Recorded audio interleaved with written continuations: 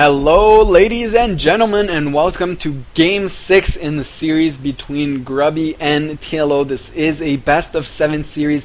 It is now 3-2 in favor of Grubby. Grubby really stepping out of character in that last game on Tal'Darim Altar, a very, very large map. He actually proxied his Stargate, moved in a Void Ray while TMO pushed out with his initial few Marines and Hellions and was completely caught off guard. TLO was forced to GG out of there, so Grubby, being very, very unpredictable in that last game, forced a game out of TLO. This next game will be on Shakur's Plateau, my favorite map ever because it is awesome. And really look, once again, I mean, Grubby did step out of character in that last game, but look for a very standard play once again from Grubby because I don't think a second cheese like that will work on TLO. He will be suspecting it or at least scouting for it. And I think these two players are going to fall back into their standard game. Maybe TLO might try something very funky here because he is just one game away from losing this series. This isn't from a tournament, by the way, so these are only from BattleNet, an exhibition map on the European server, because these are two European players. So I don't think TLO will cheese at this point. I think he's just going to try and play his normal solid play, as this is just practice and does not have any money or real title on the line except for the best player in this matchup. I really like this kind of fish motive. It looks like a kind of a Zerg skull. I guess it's his prize for killing all those Zerg players. And TLO going to throw down a barracks, still no gas, so I think we will be seeing a very fast expansion from him, as we have seen time and time again. Meanwhile, Grubby is now throwing down his cybernetics core, and look for another gas to go up, as he does like that 3-gate expansion or that 1-gate robotics facility into expansion, as we have seen time and time again in this matchup. He has diverted for that in 2 games. He did go for a very fast expansion on Melopolis and that proxy Stargate on Tal'Darim Altar, which won him the game. And both those times it actually paid off, so I don't know if his safe build is actually what he should be doing at this point. He is gearing up for that very fast expansion after the Cybernetics core, though.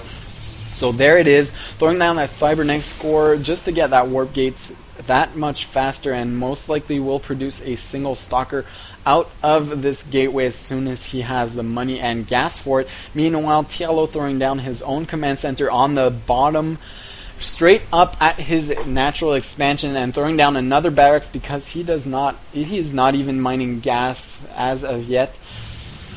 And Grubby feeling very safe, not even going to produce a single stalker, so really he does not have a single unit at this point, and 4 Marines could just walk up here and do whatever they wish, because, I mean, Grubby does not have a single unit. I cannot stress that enough. He is being very greedy at this point, not producing a single unit at the 5-minute mark against Terran, where TLO has 5 Marines. I mean, if TLO hits before Warp Gate is actually finished, Grubby will not have a single unit on the field. Did I say that already? He does not have a single unit on the field. And now that these 3 gateways are done and Warp Gate is almost finished, he will be very safe behind this. But TLO really could have just pushed up here and done huge damage. Grubby being a bit greedy here, but it might just pay off because he has lived through it.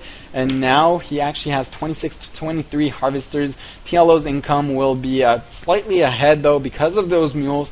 But still, I mean, Grubby has invested every single mineral and gas into tech and economy at this point. He has a Warp Gate done already. We're gonna be warping in some proxy units near TLO's base. TLO with that bunker will be safe to actually defend this, though, so don't expect this to do too much damage. Once again, these pylons from Grubby are awesome. I really like those because they might or might not get scouted by TLO, and they might eventually do a lot of damage in the late game. Grubby gonna actually walk up here, gonna try and pick off a single Marine. Not gonna do much though, because that bunker has the same range as the Stalkers. So he will not be able to walk up here. TLO just going to throw down 2 more bunkers for safety, but I think this single bunker will actually be enough to defend this. Little does he know that Grubby actually has barely any units. He is saying nice one. I don't know what that is. Maybe just forcing 2 more bunkers is what he is saying. Or maybe he finally realizes that he did not build a single unit before the 5-minute mark. And now containing TLO, getting 4 stalkers. I mean, 4 stalkers is kind of a particular unit composition and to actually walk up here. And I think TLO noticed that there were no zealots in here, so I think he now knows what happened, that Grubby actually made a lot of zealots. He's going to try and push up here and take advantage of this. 4 stalkers going to try and kite these Marines. Nice pullback by Grubby, pulling back these injured stalkers. And this is a great kiting by Grubby, actually doing so much damage, losing a single stalker, and still going to engage this back and forth, pulling the injured stalkers back and moving this full health one forward, doing a lot of damage. And TLO, I don't think, should have actually pushed up down here. He did lose a lot of Marines and took out only a single stalker, where when Grubby actually could not in a million years push up here with only 4 stalkers. And now these 3 stalkers have done so much damage. You can see 4, 2, and 0 kills on those stalkers, losing a single one that probably had maybe 1 kill. So really cost-efficient trade here by Grubby, throwing down 3 more gateways, so 7 and 2 forges actually. So he will have 6 gateways and double upgrades going up for him. Look for a push, a very strong push to go down as soon as that +1/+1 finishes, as well as a robotics facility. So he will be pushing with an immortal here and 3 bunkers. Actually, 1 was salvaged, so that is one good thing going down for Grubby. Actually, TLO salvaging 2 more bunkers, and this might be his downfall. I mean, he does not know that he is attacking into 6 gateways and a robotics facility and double upgrades. So no way that this will do any kind of damage. He might get lucky. He really needs to engage this perfectly. Why is Grubby actually going down here? Might be able to keep these units back. Not the best force fields, the Marines actually being able to pull back, but really Grubby should have been up this ramp and force fielded this until the Immortals and more reinforcement came. Now actually TLO doing a bit more damage than he should have, and really TLO might have a small window of opportunity here where that +1/+1 is not done. He does have a lot of production at this point, armory, engineering bay, but he is going to wisely just wait down here, because I don't think that this is going to be enough to actually push. He is stimming forward, sees everything, and nice force fields by Grubby, trapping these forward these Marines in the middle of a ramp. TLO, nice split on everything. Not that that does too much at this point, but it does enable him to get a nice concave when the engagement actually comes here. So fair trade by these 2 players. TLO stimming and moving forward once again. He might get picked off, cut in half by these sentries force field. +1/+1 is almost done by Grubby, and really look for him to actually push forward as soon as that +1/+1 finishes. TLO throwing down a 3rd command center. This might be his downfall at this point. Nice elevator micro going up for TLO, elevating a few Marines, picking up the injured one, and that is great micro by TLO. Actually doing a lot more damage than he should at this point. Grubby forced to pull back more units, losing 3 zealots, and TLO not losing much here. TLO has a great contain, but now 1-1 is done for Grubby. He does have that upgrade advantage and the army advantage, 119 to 107 supply. TLO will be forced to actually run back home, and he really needs more bunkers. He does have a Ghost Academy somewhere. No, that was an army, sorry. And a Ghost Academy, so he is teching everywhere. Why does he have an armory? That is my question. At this point, the armory could only mean that he wants a fast +2/+2. So +1 is now done, so look for him to actually start +2 very soon, because that is the only purpose that the armory could serve at this point. He does not have even a tech lab on that on the factory. Nice engagement here by both these players.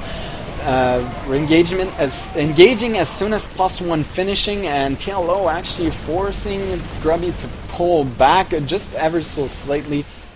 TLO being very patient, actually pulling back until that +1 is done and pushing forward when it's done. +2 now starting for TLO, so that is why the armory is down, producing a triple Medivacs out of 2 starport, 1 with the reactor, getting ghosts out. Mobius reactor is now done as well. His 3rd base is established, so TLO finally looking very good, not pushing up inside the main base when Grubby had the advantage, just containing him, and really Grubby was not able to fully utilize these 6 warp gates, 1 robotics facility, and double upgrades, throwing down now 2 more gateways, as well as the Twilight Council and Templar Archive, and pulling down 4 more gateways. That will bring him up to 10 gateways. 1 Archon already done. Storm was not researched, so those Templars will be warped into... It is a warp-in and not a morph-in to Archons. I did check. So they will be warped into Archon. Apparently when you fuse 2 Templars together, they do not morph, they warp. I don't actually know the real, true, significant difference between warp-in and morph-in, but I will stick to the proper vernacular, I guess. Now the 3rd base finally up for Grubby. He does have 72 harvesters, 11 harvesters ahead of TLO, but really those mules are playing a crucial role in this matchup. Now that is 1 huge army from TLO.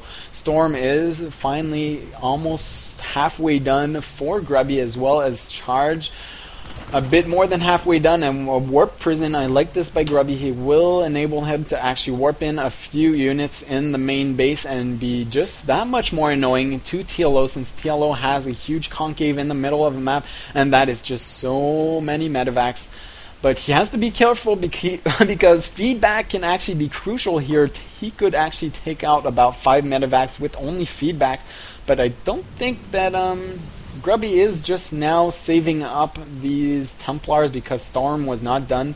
Well, these High Templars only have enough for either feedback or soon to be Storm. They won't have enough for both. So really he will have to choose, and that is just so many Medivacs. I don't even know which one will be better, because feedback could actually kill off these Medivacs for the later game, but he does have to survive this initial engagement, so Storm might be a bit better of a choice, and a lot of ghosts on the field too, so really there is not enough Templars to deal with all these units. So TLO will actually huge engagement here, and I think TLO will actually be able to pull ahead here, because that is just so many Medivacs and a huge bio ball being able to stim and staying in the green at this point. TLO pushing forward and doing huge damage. You can see all these Medivacs still have so much energy. They will be able to just heal away this entire army. You can see half the army is still in the green. Half of it is in the yellow because of Stimpaks, but really these Medivacs are doing such huge damage, and GG from Grubby. We are going into the final game, 3-3 between TLO and Grubby.